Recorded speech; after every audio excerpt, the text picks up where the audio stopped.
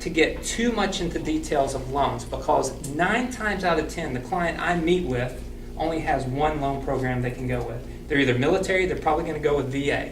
If they have a minimum amount to put down, they're probably going to go FHA. If they have no money, they might go VHDA FHA plus. And if they have a considerable amount of money to put down, they'll go conventional.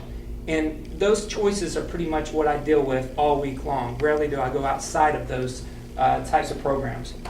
But we know that FHA this year took upfront mortgage insurance and increased it from 1.75% to 2.25%. At the time, at that moment, you could read blogs, you could read stories, people were making phone calls, what is going on, and that lasted for what, a week or two, and you never heard about it again.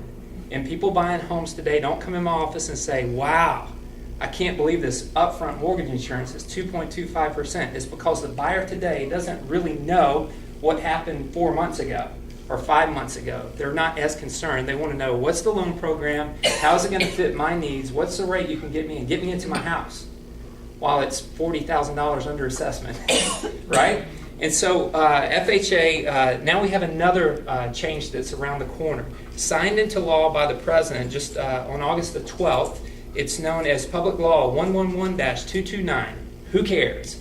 It comes down to what's about to happen, which is basically yearly mortgage insurance. We all know that FHA has upfront mortgage insurance we just talked about, and then we have yearly mortgage insurance that's divided out monthly, and then they pay monthly on an FHA loan, okay?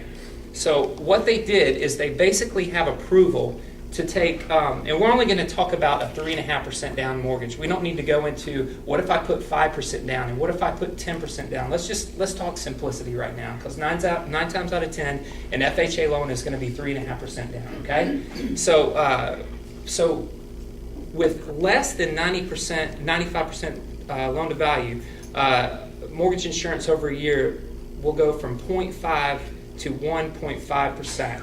And then greater than 95 LTV, meaning your standard loan where they're going to put 3.5% down, it could go, it's not going to go, it could go from 0.55% to 1.55%.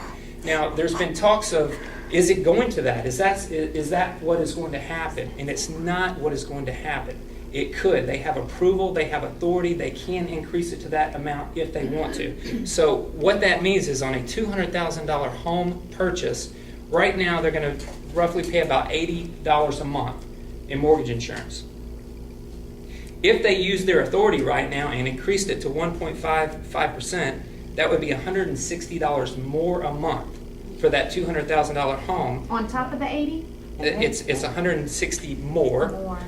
And so it would actually go from $80 a month to $249 a month just for MI. Now that's not going to happen. Here's what I think is going to happen. I think they're going to raise it to maybe double it. That's what I think. Possibly they're going to double it. And I think realistically what we're about to look at is mortgage insurance on a $200,000 home going from about $88 a month, somewhere around there, to $144. So you're talking about $56 more a month for a $200,000 home. So if you cut that in half, for every $100,000 they finance, you're looking at about $25 more a month.